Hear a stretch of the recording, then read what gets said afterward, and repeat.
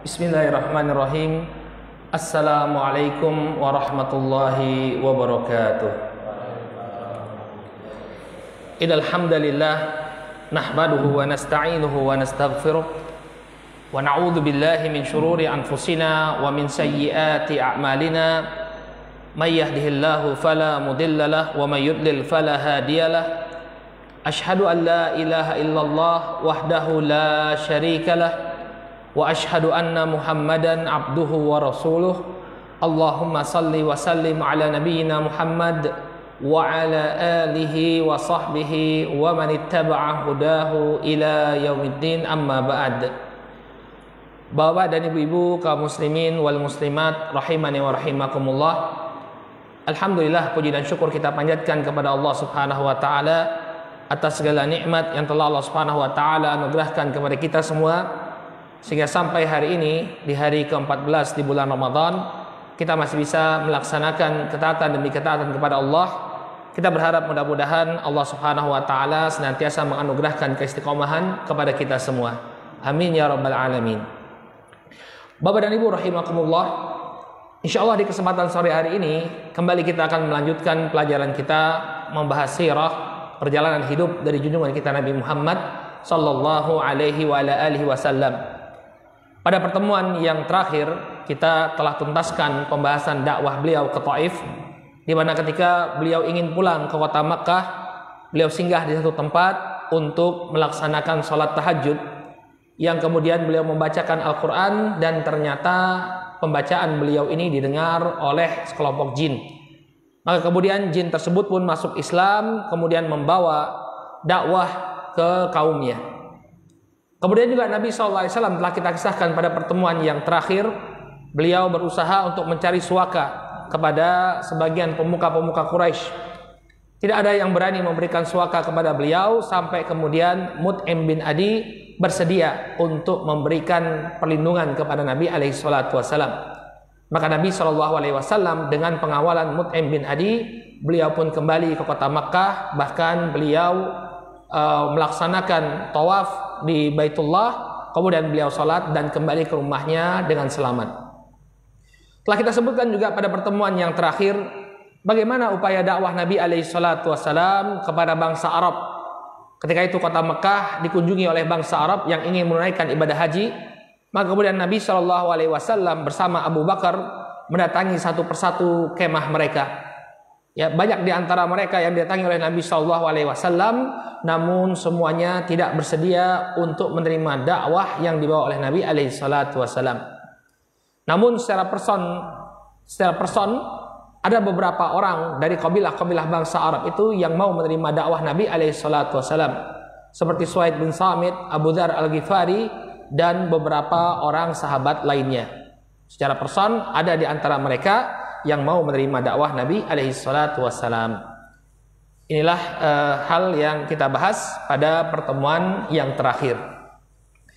Baik, insya Allah di kesempatan malam hari ini, sore hari ini, kita akan masuk membahas satu fase atau satu peristiwa yang sangat agung yang terjadi pada diri Nabi SAW, di mana pada peristiwa tersebut Allah Subhanahu wa taala mewajibkan bagi beliau dan kaum muslimin untuk melaksanakan sholat 5 waktu. Peristiwa ini dikenal dengan nama peristiwa Isra wal Mi'raj. Ini yang insya Allah akan menjadi tema pembahasan kita di kesempatan sore hari ini. Bapak dan Ibu rahimakumullah, kita sering mendengar istilah Isra wal Mi'raj. Apa makna Isra? Apa makna Mi'raj? Secara bahasa, Al-Isra itu artinya perjalanan yang dilakukan di malam hari, perjalanan malam. Ya, ini secara bahasa. Namun dalam rangkaian Isra wal Mi'raj, Al-Isra ini bermakna perjalanan malam Rasul sallallahu alaihi wasallam dari Masjidil Haram ke Masjidil Aqsa dengan menaiki Buraq. Apa itu Buraq? Nanti kita akan jelaskan apa itu, ya, kendaraan yang dinaiki oleh Nabi SAW. Baik, ini Isra. Adapun Mi'raj itu secara bahasa artinya adalah alat untuk naik ke atas. Ya, alat yang dipakai untuk naik ke atas. Adapun secara istilah Mi'raj adalah perjalanan Nabi Shallallahu Alaihi Wasallam naik ya ke langit sampai kemudian beliau ke Sidratul Muntaha untuk menerima perintah sholat 5 waktu. Jadi pada hakikatnya Isra dan Mi'raj ini ada 2 peristiwa. Yang pertama Isra, perjalanan beliau dari Masjidil Haram ke Masjidil Aqsa.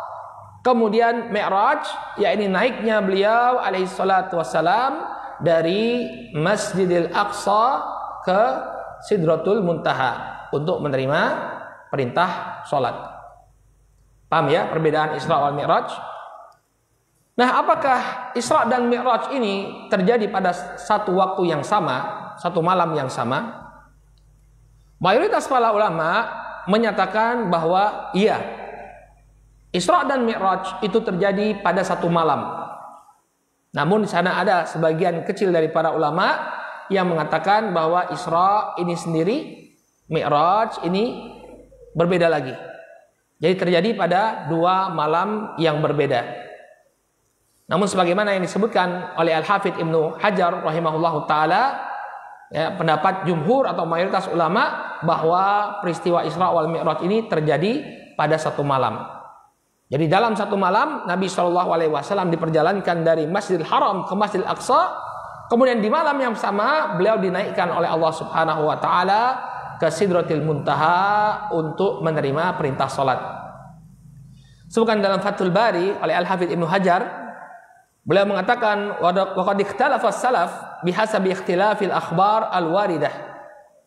Maka dalam permasalahan Isra dan Mi'raj ini para ulama salaf, ini ulama generasi awal Islam, ya, mereka telah berbeda pendapat sesuai dengan berbedanya khabar-khabar yang warid dalam permasalahan ini.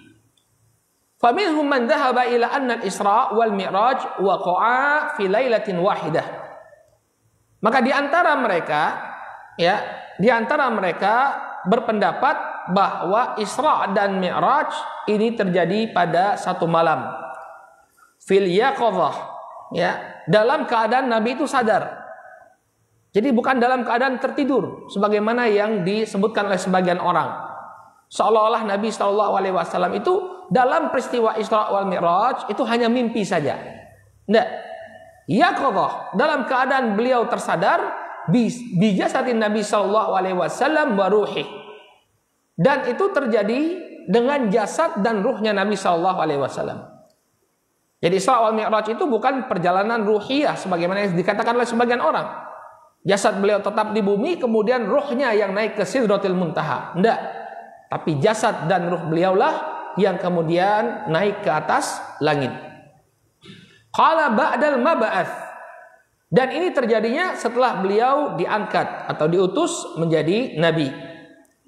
Wa ila hadza dhahabal jumhur minal ulama al muhadditsin wal fuqaha wal mutakallimin wa tawaradat alaihi dhawahirul akhbar as-sahihah wa la yanbaghi al udul an dzalik.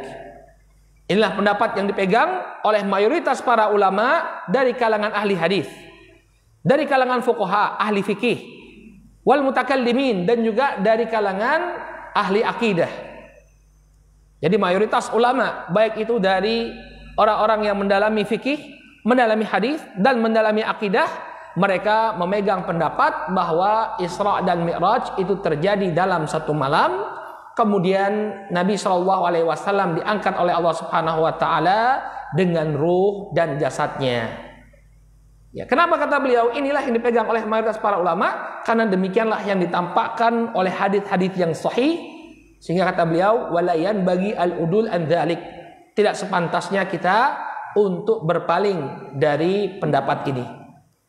Sehingga inilah pendapat yang paling kuat. Nabi alaihi salatu wasallam naik ke melakukan perjalanan mulai dari Masjidil Haram ke Masjidil Aqsa, ya, dengan ruh dan jasadnya dalam keadaan terjaga. Bukan dalam keadaan beliau hanya bermimpi saja atau ruhnya saja yang pergi, tidak, tapi ruh dan jasadnya yang berangkat. Makanya disebutkan oleh Syekh Muhammad bin Shalih Al-Utsaimin rahimahullahu taala bahwa Allah Subhanahu wa taala itu memulai surat Al-Isra dengan subhana. Subhanalladzi asra bi 'abdihi lailan minal masjidil haram ila masjidil aqsa alladzi barakna haulah linuriyahu min ayatina innahu huwas samiul basir.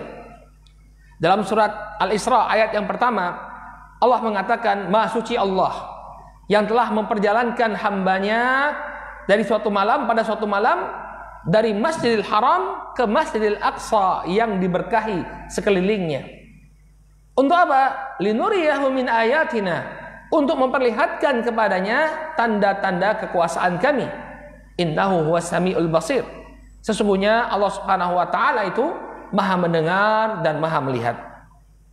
Nah, kata Syekh Muhammad bin Shalih Al-Utsaimin rahimahullahu taala, di sini Allah mengatakan subhanalladzi, Maha suci Allah. Kalau itu hanya perjalanan mimpi saja, ya maka satu hal yang biasa, ya enggak? Kita tidur kemudian dengan khayalan kita melakukan hal-hal yang menakjubkan. Ya. Pernah enggak panjenengan mimpi sesuatu yang menakjubkan? Bisa berjalan di air misalnya. Ya, bangun-bangun basah ya. Ya, bisa berjalan di atas air atau terbang. Sering mimpi terbang kan? Bisa terbang kemudian naik ke atas atap, melihat rumah-rumah kita, melihat anak istri kita, ya. Kalau itu mimpi, suatu hal yang lumrah, satu hal yang terjadi pada manusia biasa, bukan satu hal yang mencengangkan, bukan satu hal yang istimewa. Maka di ayat ini Allah mengatakan subhanalladzi, Maha suci Allah, Allah membesarkan dirinya. Maka ini tidaklah disebutkan melainkan pada satu peristiwa yang luar biasa. Ya.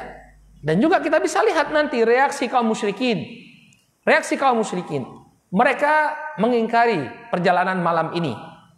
Kenapa mereka mengingkari? Karena mereka meyakini yang berjalan itu adalah ruh dan jasadnya Nabi. Kalau cuma mimpi, niscaya mereka tidak akan mengingkari. Ah, biasa.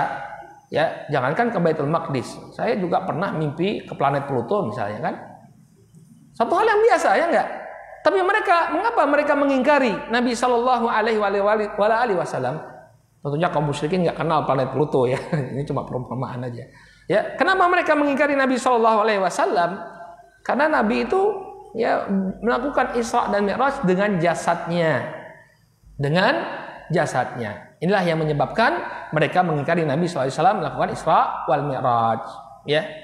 Ini yang disebutkan oleh Syekh Muhammad bin Shalih Al-Utsaimin rahimahullahu taala, bahwa Isra wal Mi'raj ini terjadi dengan ruh dan jasadnya Nabi Shallallahu Alaihi Wasallam dalam keadaan Nabi Alaihi Salatu Wasallam ya melakukannya secara sadar, bukan hanya lamunan, bukan hanya mimpi. Baik. Sekarang kita akan bahas kapan terjadinya Isra wal Mi'raj. Dalam kitab Ar-Rahiqil Maktum, Syekh Safiyur Rahman Al-Mubarakfuri beliau menyebutkan ada 6 pendapat para ulama tentang kapan terjadinya peristiwa Isra wal Mi'raj. Pendapat yang pertama adalah pendapatnya Al-Imam At-Tabari. Beliau seorang ahli sejarah. Beliau menyebutkan bahwa peristiwa Isra wal Mi'raj ini terjadi di tahun-tahun awal kenabian. Jadi tidak lama setelah Nabi SAW itu diangkat menjadi Nabi, beliau diangkat oleh Allah Subhanahu Wa Taala atau diperjalankan ke Baitul Maqdis lalu diangkat. Ini pendapatnya Imam At-Tabari. Kemudian pendapat yang kedua, kata Al-Mubarakfuri, bahwa Al-Imam An-Nawawi dan Al-Qurtubi menyebutkan Isra wal Mi'raj terjadi di tahun kelima kenabian.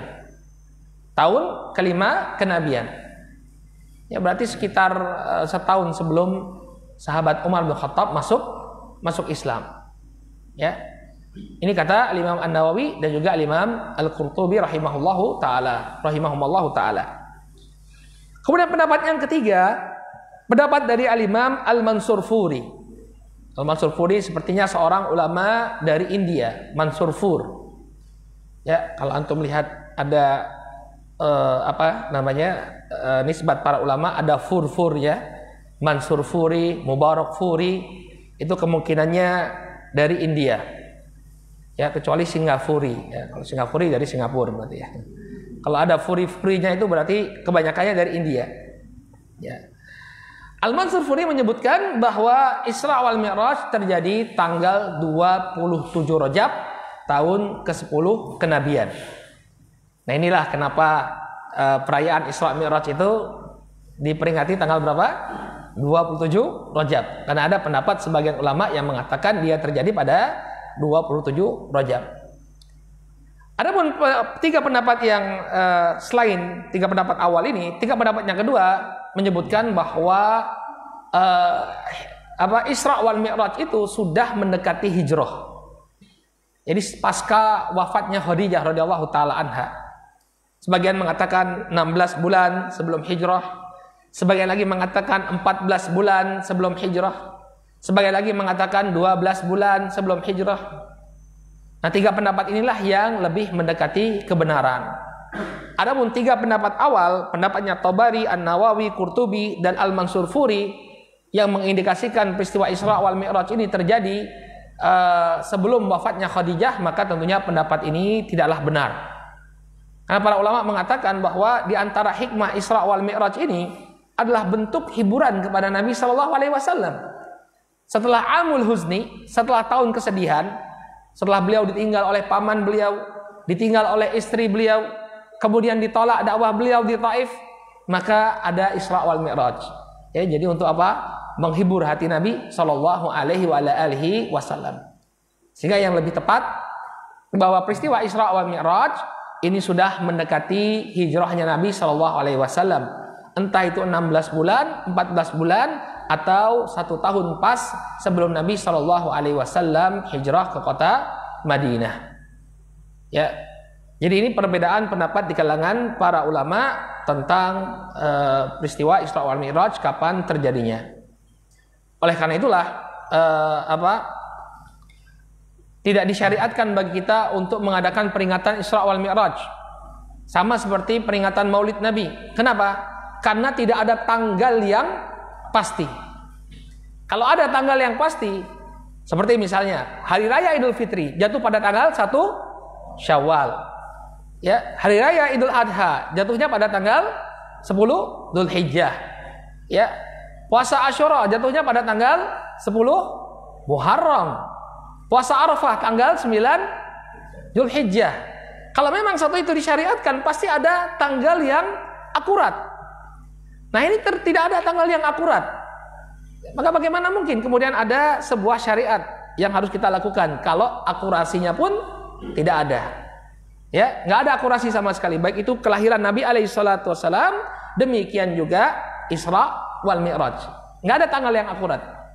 Sehingga tidak disyariatkan bagi kita untuk melakukan kegiatan peringatan atau yang semisalnya. Baik, ini pembahasan tentang kapan terjadinya Isra wal Mi'raj. Ya, yang lebih kuat bahwa dia mendekati hijrahnya Nabi alaihissalatu wassalam.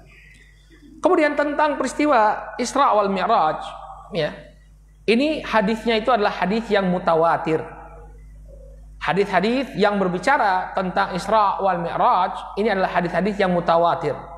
Maksud mutawatir ini adalah hadis yang diriwayatkan oleh banyak sekali para sahabat Nabi. Jadi bukan 1 atau 2 orang sahabat saja yang meriwayatkan peristiwa Isra wal Mi'raj. Ya, tapi sekian belas para sahabat.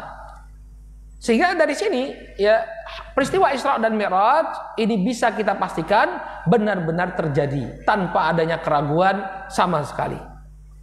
Kenapa Bapak Ibu rahimakumullah? Karena banyaknya para sahabat yang meriwayatkan peristiwa tersebut.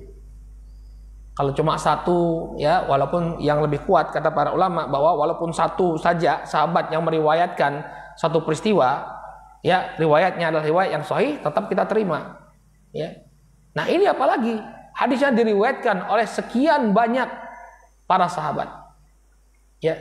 Disebutkan bahwa riwayat yang sahabat yang meriwayatkan tentang peristiwa Isra wal Mi'raj di antaranya adalah Anas bin Malik.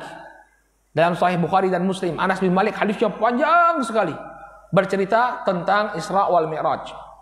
Kemudian Abu Dzar Al-Ghifari, Malik bin Sa'sa'ah, Abdullah bin Abbas radhiyallahu taala anhuma, Jabir bin Abdullah, Abu Hurairah radhiyallahu taala anhu, Ubay bin Ka'ab radhiyallahu anhu, Buraidah al-Aslami, Hudzaifah bin Yaman, Shaddad bin Aus, Suhaib ar-Rumi, Abdurrahman bin Qurar, Abdullah bin Umar, Abdullah bin Mas'ud, Ali bin Abi Thalib, dan Umar bin Khattab radhiyallahu taala anhu. Ya, ini sudah cukup untuk kita memastikan bahwa peristiwa Isra dan Mi'raj itu adalah peristiwa yang benar-benar terjadi tanpa adanya keraguan sama sekali. Sehingga nggak boleh seseorang kemudian dia menafikan keberadaan Isra wal Mi'raj, mengatakan bahwa peristiwa Isra wal Mi'raj ini merupakan khurafat, khayalan saja, nggak terjadi sama sekali. Seperti sebagian orang yang mengedepankan akalnya saja, rasionya saja, nggak mau terima wahyu Al-Quran dan Sunnah. Karena ini suatu hal yang mustahil terjadi pada masa itu. Ya, seharusnya kan dia yakin ya kalau orang mendahulukan akal, dia akan terima peristiwa Isra wal Mi'raj ini. Kenapa? Karena teknologi modern membuktikan bahwa itu bisa terjadi. Ya, perjalanan dari Madinah ke Baitul Maqdis itu sangat mungkin terjadi dalam satu malam. Mungkin hanya memerlukan 1 jam saja. Karena kan Madinah itu kalau kita lihat di peta, dia terletak Makkah ya, dari Makkah ke Madinah saja itu memerlukan waktu sekitar 45 menit. Madinah ke Masjidil Haram, ke Masjidil Aqsa atau ke Baitul Maqdis mungkin sama, sekitar 45 menit, paling 1,5 jam dengan pesawat. Ya, di mana pesawat itu masih membutuhkan waktu tinggal landas, ya, muter-muter dulu, kemudian baru naik dulu ke atas, baru stabil. Nah, ini naik buraq yang katanya itu 1 langkah buraq ini sejarak cahaya, ya, sejauh cahaya. Ya, maka ini sangat masuk akal. Sehingga tidak boleh bagi seseorang menolak peristiwa Isra wal Mi'raj. Nah, karena riwayatnya ini banyak, Bapak dan Ibu, kadang-kadang ada tumpang tindih periwayatan. Kenapa? Karena kemungkinan besar sebagian riwayat itu tidak menyebutkan tata urutan Isra wal Mi'raj secara kronologis. Jadi cuma menyebutkan apa sih yang terjadi pada peristiwa Isra wal Mi'raj. Tidak kemudian menyebutkan bahwa ini terjadi duluan, kemudian ini, kemudian ini, kemudian ini, kemudian ini. Sehingga kalau kita kumpulkan ada perbedaan antara satu riwayat dengan riwayat yang lain. Tapi intinya sama, terjadi peristiwa ini, sekian peristiwa, cuma urut-urutannya saja yang berbeda. Oleh karena itulah kalau kita membaca penjelasan sebagian ulama tentang tata urutan Isra wal Mi'raj, kita akan dapati ya sedikit banyak terdapat perbedaan. Ya. Tapi bukan dari kontennya, cuma kronologisnya. Yang mana sih yang didahulukan? Misalnya peristiwa Nabi minum. Nabi itu diberikan pilihan oleh Jibril alaihissalam susu dengan khamar. Susu dengan khamar. Mana yang kau pilih wahai Muhammad? Kemudian beliau memilih susu. Padahal ketika itu khamar belum diharamkan. Ya, khamar itu diharamkan ketika Nabi sudah hijrah ke kota Madinah. Belum haram ketika itu. Tapi Nabi SAW memilih susu. Nah, kapan terjadinya Nabi diberi pilihan susu dan khamar ini? Sebagai riwayat mengatakan ketika beliau akan naik ke atas Sidratul Muntaha. Sebagian lagi mengatakan bahwa seperti mana riwayat Imam Ahmad, beliau diberi minum susu dan khamar ini ketika beliau akan mengimami para nabi untuk sholat di Masjidil Aqsa. Jadi setelah peristiwa Isra Mi'raj turun, kemudian beliau diberi minuman susu dan khamar. Sebagian lagi diriwayatkan bahwa sebelum beliau kembali ke kota Makkah, setelah beliau sholat, kemudian beliau ditawarkan susu dan khamar tadi. Ya, nah ini kadang-kadang riwayat-riwayat semacam ini membuat kita bingung bagaimana kronologisnya. Tapi tidak jadi masalah, ya. Jadi kronologis Isra wal Mi'raj ini min babil ijtihad para ulama. Bab ijtihadnya para ulama. Kenapa? Karena adanya riwayat-riwayat yang berbeda. Ya, ini adapun yang kita tampilkan di sini, urut-urutan ini kami simpulkan dari penjelasan Al-Imam Ibnu Katsir rahimahullahu taala dalam tafsir beliau dalam surat Al-Isra ayat yang pertama. Panjenengan bisa buka di tafsir Ibnu Katsir surat Al-Isra ayat yang pertama. Nah, di situ beliau bawakan sekian banyak riwayat yang berkenaan dengan peristiwa Al-Isra wal Mi'raj. Ini wallahu ta'ala alam, apa yang kita simpulkan ya, bahwa kronologis Isra dan Mi'raj itu yang pertama adalah pencucian jantungnya Rasul sallallahu alaihi wasallam. Jadi ini yang pertama terjadi, datang Jibril kemudian mencuci jantungnya Nabi Shallallahu Alaihi Wasallam. Kemudian yang kedua, beliau diperjalankan ke Baitul Maqdis, naik buraq, ya, ke Baitul Maqdis. Setelah beliau sampai di Baitul Maqdis, beliau ditawarkan minuman oleh Jibril alaihissalam. Ya, mau minum susu atau khamr. Setelah itu barulah beliau naik ke atas langit. Ya, dengan mi'raj, dengan tangga beliau naik ke atas langit. Lalu di setiap lapisan langit beliau bertemu dengan para nabi. Ya, beliau bertemu dengan Nabi Adam alaihissalam, bertemu dengan Nabi Isa alaihissalam, bertemu dengan Nabi Idris alaihissalam, bertemu dengan Nabi Harun dan Nabi Musa alaihissalam, dan puncaknya beliau bertemu dengan Nabi Ibrahim alaihissalam. Ya. Jadi beliau naik ke atas langit. Kemudian setelah itu, setelah bertemu dengan para nabi, beliau melihat keadaan penduduk neraka dan surga. Allah Subhanahu wa taala memperlihatkan kepada Nabi Shallallahu Alaihi Wasallam tentang neraka dan surga. Ya, beliau melihat orang-orang yang disiksa di neraka dan beliau melihat bangunan-bangunan yang terdapat di dalam surga. Kemudian yang keenam, setelah itu beliau diperlihatkan Baitul Ma'mur. Baitul Ma'mur ini adalah tempatnya para malaikat. Masya Allah, luar biasa apa yang dipandang oleh Nabi Sallallahu Alaihi Wasallam. Kemudian setelah diperlihatkan Baitul Ma'mur, beliau pun mendapatkan kewajiban sholat 5 waktu. Ini pun ada prosesnya, enggak sekali perintah kemudian dapat, enggak. Tapi berkurang. Kemudian yang ke-8, beliau diturunkan kembali ke Baitul Maqdis, kemudian mengimami para nabi untuk sholat subuh. Dan yang terakhir, beliau pun kembali ke kota Makkah dan tersebarlah berita Isra wal Mi'raj beliau. Kemudian orang-orang musyrik pun menjadikannya sebagai bahan tertawaan. Nah ini wallahu ta'ala alam, ya, kronologis yang ana pribadi menyimpulkan dari tafsir Ibnu Katsir. Ya, dan jangan heran kalau nanti mendapatkan kronologis atau urutan yang berbeda. Ya, karena banyaknya riwayat tentang Isra wal Mi'raj, 16 orang sahabat yang meriwayatkan, sehingga para ulama ini kan seperti puzzle. Ya, acak. Ya, kok banyak riwayatnya seperti ini, kok ada yang mengatakan seperti ini. Akhirnya mereka beristihad. Nah, inilah tata urutan kronologis dari peristiwa Isra wal Mi'raj. Paham ya? Jadi kronologisnya ada kemungkinan berbeda antar satu ulama dengan ulama yang lainnya. Namun kontennya insya Allah sama. Kontennya insya Allah sama.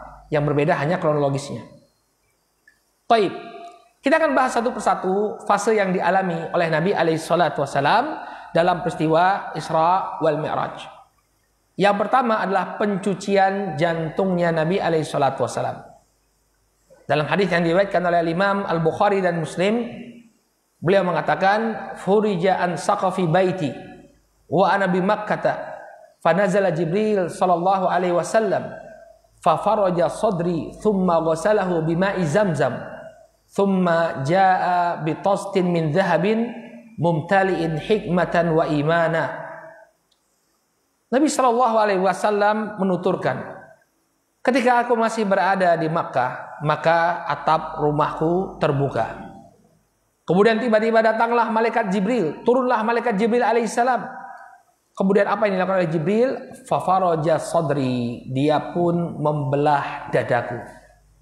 Jadi dadanya Nabi Shallallahu Alaihi Wasallam dibelah, kemudian kolbu beliau, jantung beliau itu dikeluarkan. Jadi kolbu itu sebenarnya yang lebih tepat diterjemahkan dengan jantung, bukan dengan hati. Ya, al-kibit itu hati. Apa bahasa kita? Lever itu kibit. Adapun jantung, kolbu itu lebih tepatnya jantung. Ya, yang menjadi inti tubuh kita, yang memompa darah ke seluruh bagian tubuh kita. Inilah yang disebut sebagai kolbu. Ya. Tapi jadinya kurang rasanya kalau kita terjemahkan dengan jantung ya. Ya, jagalah jantungmu misalnya. Ya, karena kan yang populer jagalah hati, jangan kau nodai gitu ya. Jagalah jantung, jangan kau nodai. Kok kayaknya jelek sekali ya. Jadi kolbu itu jantung. Jadi jangan salah mengartikan hadis. Kolbu itu jantung. Maka apa yang terjadi? Fafaraja sadri thumma ghasalahu bima'i zamzam. Maka kemudian Jibril membelah dadaku, dia keluarkan jantungku, kemudian dia cuci dengan air Zam-Zam. Ini menunjukkan keutamaan air Zam-Zam, ya, dipakai untuk mencuci jantungnya Nabi Shallallahu Alaihi Wasallam. Thumma jaa bi tastin min zahab.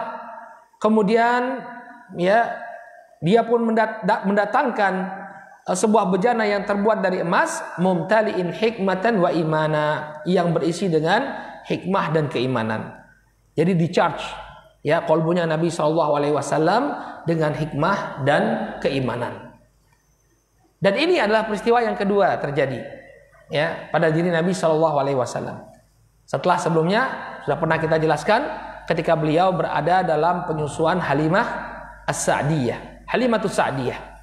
Ketika beliau masih kecil, ya, Halimatus Sa'diyah menyusui beliau. Ketika beliau telah selesai penyusuannya, tetap saja Halimah As-Sa'diyah menginginkan agar beliau tinggal bersama Halimah As-Sa'diyah dan suaminya. Suatu ketika datang Jibril alaihissalam, kemudian membelah dada Nabi SAW dan mencuci jantung beliau. Maka kemudian teman-teman bermainnya Rasul SAW lari menemui Halimah As-Sa'diyah dengan penuh ketakutan. Qad qutila Muhammad, qad qutila Muhammad, Muhammad telah dibunuh, Muhammad telah dibunuh. Inilah yang menyebabkan Halimah As-Sa'diyah kemudian takut sekali, lalu mengembalikan Nabi SAW kepada pengasuhan ibunya. Ini yang terjadi, ya. Pertama adalah pencucian jantung Nabi SAW. Kemudian apa yang terjadi? Beliau pun melakukan perjalanan ke Baitul Maqdis. Setelah jantung beliau dicuci, dikembalikan lagi ke raga beliau, beliau pergi ke Baitul Maqdis. Inilah yang disebutkan oleh Allah Subhanahu wa taala dalam surat Al-Isra. Subhanalladzi asra bi 'abdihi lailan minal masjidil harami ila masjidil aqsa alladzi barakna haulah linuriyahu min ayatina innahu huwas samiul basir. Maha suci Allah yang telah memperjalankan hambanya pada suatu malam dari Masjidil Haram ke Masjidil Aqsa yang telah kami berkahi sekelilingnya, agar kami memperlihatkan kepadanya tanda-tanda kekuasaan kami, tanda-tanda kebesaran kami. Innahu huwas samiul basir. Sesungguhnya Allah Subhanahu wa taala Maha mendengar dan Maha melihat. Pertanyaannya Bapak dan Ibu rahimakumullah, naik apa Nabi Shallallahu Alaihi Wasallam ketika melakukan perjalanan dari Masjidil Haram ke Masjidil Aqsa? Jawabannya beliau menaiki sebuah kendaraan yang diberi nama buraq. Buraq, ya. Bukan pesawat buruk, ya. Zaman saya kecil dulu ada maskapai namanya Buraq. Selain Merpati, Merpati, terus Sempati, ada Buraq. Pelita punya Pertamina, ada ada Buraq. Ya, mana itu Pak? Udah nggak ada lagi semua, ya. Zaman Orde Baru dulu, ya. Sekarang cuma ada, ya itulah, maskapai-maskapai yang baru. Garuda yang bertahan karena dia BUMN, ya. Baik. Nabi SAW naik buraq. Apa itu buraq? Ya. Nabi SAW menceritakan apa sih buraq itu. Jadi buraq itu adalah nama seekor hewan. Ya. Hewan tunggangan yang tingginya itu dia lebih rendah daripada bigol. Apalagi bigol ini, ya. Bigol itu percampuran antara kuda dan keledai. Jadi kuda dikawinkan dengan keledai itu bisa. Ya, kalau saya tidak salah itu yang jadi pejantannya itu kudanya, ya. Kudanya yang jadi pejantan, kemudian keledainya itu hamil, bunting, kemudian melahirkan seekor hewan varietas baru. Percampuran antara kuda dan keledai. Ini disebut sebagai bigol.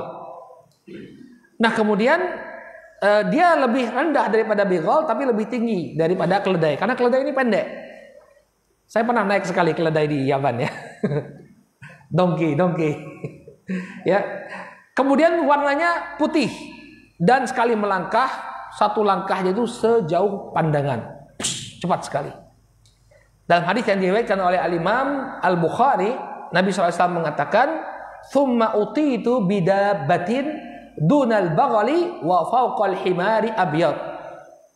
Kemudian didatangkan kepadaku seekor hewan tunggangan yang dia lebih rendah daripada bighal tapi lebih tinggi daripada keledai. Ya, jadi antara keledai dan kuda dan lebih rendah lagi daripada kuda. Abyad, warnanya putih.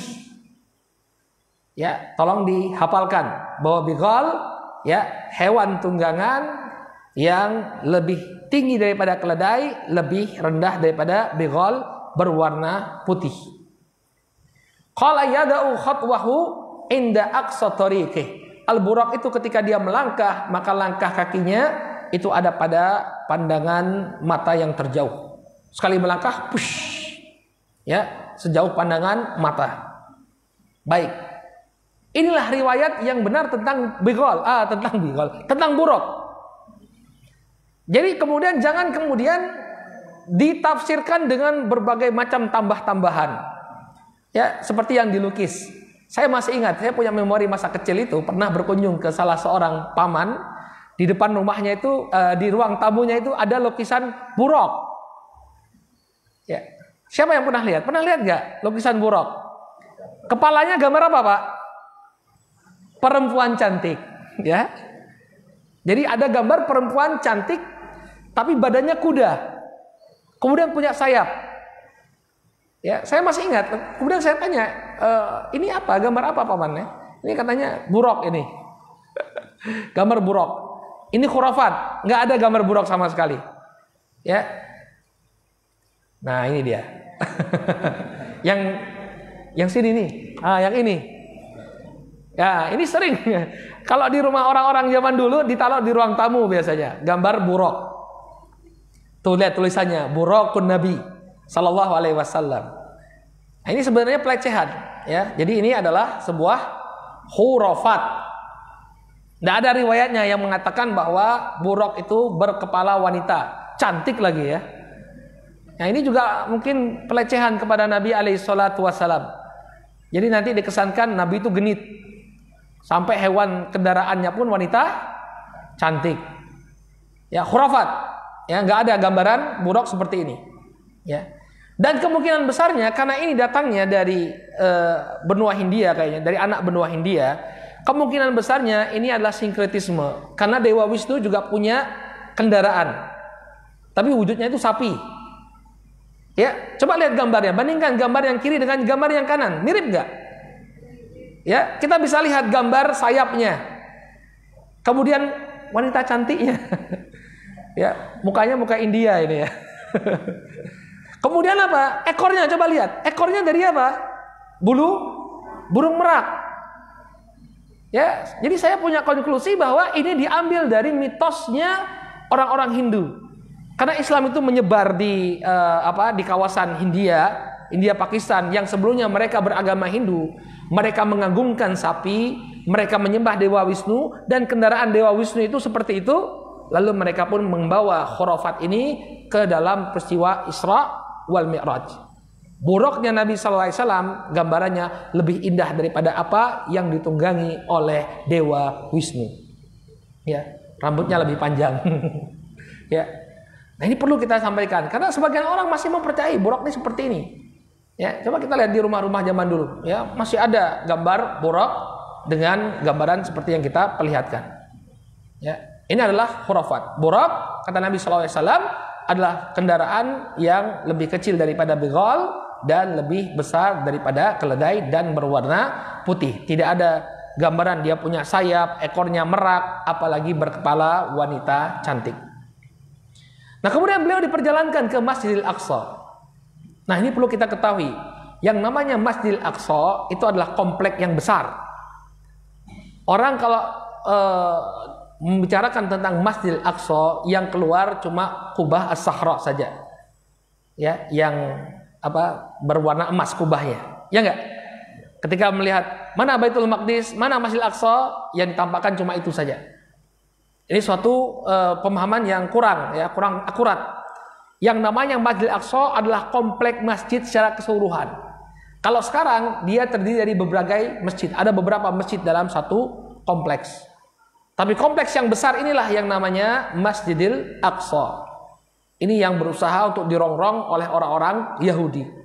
Karena mereka merasa bahwa Masjidil Aqsa ini ya asalnya adalah kuilnya Nabi Sulaiman, kuilnya Solomon. Makanya mereka di dinding Masjidil Aqsa ini di bagian mananya ya? Berarti bagian utara. Ini kalau Masjidil Aqsa kan berarti kiblatnya ngadep selatan ya. Makkah itu di selatan. Selatan, utara, timur, tenggara, selatan, barat, daya, barat. Berarti sebelah baratnya itu ada namanya tembok ratapan. Nah, itu tembok ratapan yang dipakai oleh orang Yahudi untuk berdoa. Pernah lihat gak? Mereka membentur-benturkan kepala mereka ke tembok.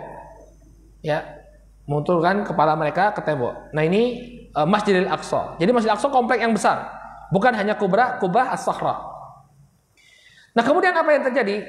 Ketika Nabi SAW berada di Masjidil Aqsa, sebelum beliau diangkat naik ke mana? Ke atas langit. Nah, disinilah ditawarkan susu dan khamar kepada Nabi SAW.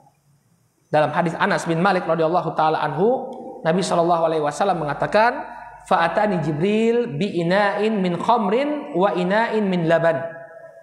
Maka Nabi SAW mengatakan, Jibril mendatangkan kepadaku, membawakan kepadaku 2 buah bejana.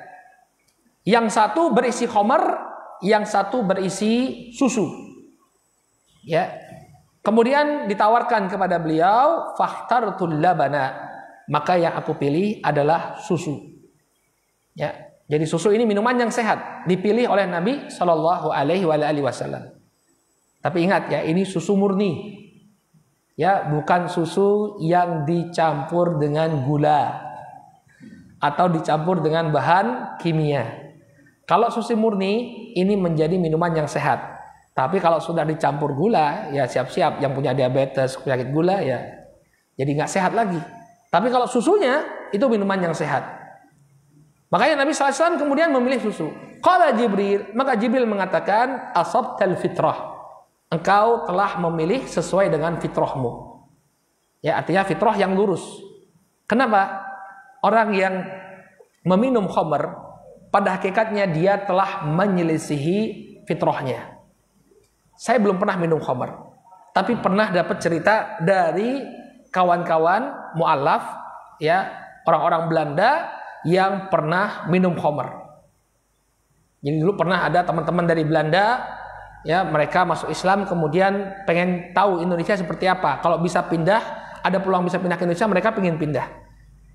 Nah, kemudian mereka cerita tentang khamr. Khamr itu baunya nggak enak. Baunya nggak enak. Minuman beralkohol itu baunya nggak enak. Kemudian apa yang kita dapati dari khamr? Setelah minum khamr, kepala tuh pusing. Pusing 7 keliling. Bukan hanya pusing saja, tapi pusing 7 keliling.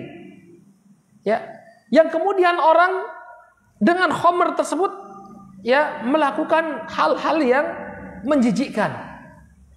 Makanya kenapa Abu Bakar As-Siddiq itu tidak pernah minum khamr? Karena beliau punya pengalaman jelek dengan khamr. Ketika itu beliau melihat ada orang yang sedang mabuk-mabukan, kemudian orang yang mabuk ini kemudian buang air besar, lalu dia memakan kotorannya sendiri. Ya, hilang akalnya. Ya. Maka kemudian orang yang minum khamr, dia banyak sekali melakukan kejahatan, ya. Melakukan pemerkosaan, KDRT, ya enggak? Dalam keadaan mabuk. Mungkin pernah kita dengar berita kemarin itu di rumah sakit UGM itu. Ada orang yang ngamuk-ngamuk. Ya, diduga kenapa? Pengaruh alkohol. Beberapa waktu yang lalu di Jalan Magelang terjadi kecelakaan. Ya, jadi orang itu ngebut kemudian melanggar pembatas jalan, terbang mobilnya. Ketika diperiksa oleh polisi, di belakang mobilnya itu ciu. Benar ciu, ya. Minuman tradisional itu, ya. Ciu. Ya, sehingga apa? Orang yang fitrahnya itu masih lurus, dia tidak akan mau minum khamr. Makanya di antara orang-orang yang cerdas, ya, ketika ditawari khamr nggak mau dia, walaupun dia seorang non-muslim. Ya, walaupun dia seorang non-muslim yang masih fitrahnya masih bagus, dia nggak mau minum khamr. Ini menunjukkan bahwa larangan untuk minum khamr itu selaras dengan fitrahnya manusia yang tidak menyukai keburukan. Ya, tapi fitrahnya kemudian dirusak. fitrahnya yang rusak. Ya, sehingga ada orang yang katanya itu minum khamar itu kayak minum jus. Ya, karena sudah rusak fitrahnya. Baik. Nah, kemudian Nabi alaihi salatu wasallam, ya mulai beliau setelah minum tadi, beliau diangkat oleh Allah Subhanahu wa taala dengan tangga Mi'raj. Tadi Mi'raj kita sebutkan adalah alat untuk beliau naik ke atas langit. Maka di setiap tingkatan langit beliau bertemu dengan para nabi. Ya, mereka menyambut Nabi SAW dengan ucapan yang penuh kegembiraan. Ya, jadi ketika itu Nabi SAW dibawa oleh malaikat Jibril naik ke setiap tingkatan langit. Dan perlu kita ketahui bahwa tingkatan langit di sini bukan tingkatan langit seperti yang kita pelajari dalam pelajaran geografi. Stratosfer, kemudian apa lagi? Siapa yang masih SMA? Ya, apalagi tingkatannya dulu. Ya, saya geografinya jelek dulu. Ada stratosfer, kemudian apalah ya, tingkatan-tingkatan atmosfer. Bukan ini. Ini jauh di luar di luar galaksi Bima Sakti. Jauh sekali. Ya, jadi galaksi Bima Sakti ini masih di langit dunia. Ini sudah beda tingkatan. Jauh sekali Nabi SAW naik. Jadi bukan tingkatan-tingkatan langit. Kalau yang stratosfer, atmosfer itu semuanya masih dalam bumi ya. Ya, demikian juga galaksi Bima Sakti ini bukan tingkatan-tingkatan langit, di luar itu. Ya, tidak terjangkau oleh nalar kita. Karena yang namanya universe, ya alam semesta ini besar sekali. Maka ini di luar alam semesta. Nabi SAW naik ke atas langit. Kemudian di setiap tingkatan langit beliau bertemu dengan Nabi. Di tingkatan yang pertama beliau bertemu dengan Nabi Adam alaihissalam. Nabi Adam alaihissalam bertanya, siapa yang kau bawa wahai Jibril? Ya, aku bawa ini adalah Muhammad sallallahu alaihi wasallam. Maka kemudian disambut oleh Nabi Adam alaihissalam.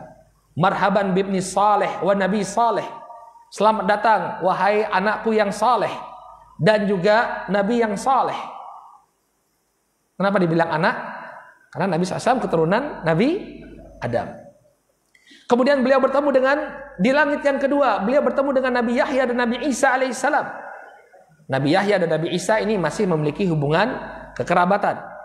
Ya, Nabi SAW bertemu dengan Nabi Yahya dan Nabi Isa. Kemudian Nabi Yahya dan Nabi Isa bertanya kepada Jibril, siapa ini wahai Jibril? Ini Muhammad. Marhaban bi akhi, beda dengan redaksinya Adam.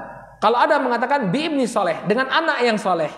Kalau Yahya dan Isa mengatakan marhaban bi akhi saleh wa nabiyyi saleh. Selamat datang wahai saudaraku yang saleh dan juga nabi yang saleh. Kemudian beliau bertemu dengan Nabi Yusuf alaihissalam. Beliau bertemu di tingkat yang keempat bertemu dengan Nabi Idris alaihissalam. Kemudian di tingkat yang kelima bertemu dengan Harun alaihissalam. Semuanya menyambut. Kemudian bertemu dengan Nabi Musa alaihissalam dan terakhir beliau bertemu dengan Nabi Ibrahim alaihissalatu wassalam. Ya. Di sini ada hikmah ya, beliau dipertemukan dengan orang-orang yang mengemban risalah sebelum beliau. Di mana para nabi-nabi ini mereka juga mengalami tantangan sebagaimana yang beliau hadapi. Ya, menghadapi tantangan dari kaumnya, menghadapi tantangan dari orang-orang yang mengingkari, bahkan ada yang sampai terbunuh. Nabi Yahya alaihissalam itu dibunuh oleh kaumnya. Ya, Nabi Isa alaihissalam pun ingin dibunuh, tapi kemudian Allah selamatkan dengan diangkat ke atas langit. Ya, dengan pertemuan ini menjadi penghibur Nabi SAW. Seakan-akan Allah mengatakan tantangan-tantangan, cobaan dan rintangan yang kau hadapi wahai Muhammad sesungguhnya telah dihadapi oleh nabi-nabi sebelum kalian atau sebelum dirimu. Lantas apa yang terjadi Bapak dan Ibu yang dimuliakan Allah? Setelah Nabi SAW bertemu dengan para nabi, insya Allah akan kita bahas pada pertemuan yang akan datang bi'idnillahi ta'ala. Karena sudah mendekati waktu berbuka puasa, kita cukupkan dulu sampai di sini. Insya Allah kita akan bahas lagi peristiwa Isra dan Mi'raj ini di pertemuan yang akan datang. Dan insya Allah kita akan gali apa hikmah yang ada dari setiap fragmen dalam peristiwa Isra wal Mi'raj. Kita cukupkan dulu sampai di sini. Mudah-mudahan apa yang disampaikan bermanfaat. Kita tutup dengan doa kafaratul majlis. Subhanakallahumma wa bihamdika asyhadu an la ilaha illa anta astaghfiruka wa atubu ilaik. Billahi taufiq wal hidayah. Wassalamualaikum warahmatullahi wabarakatuh.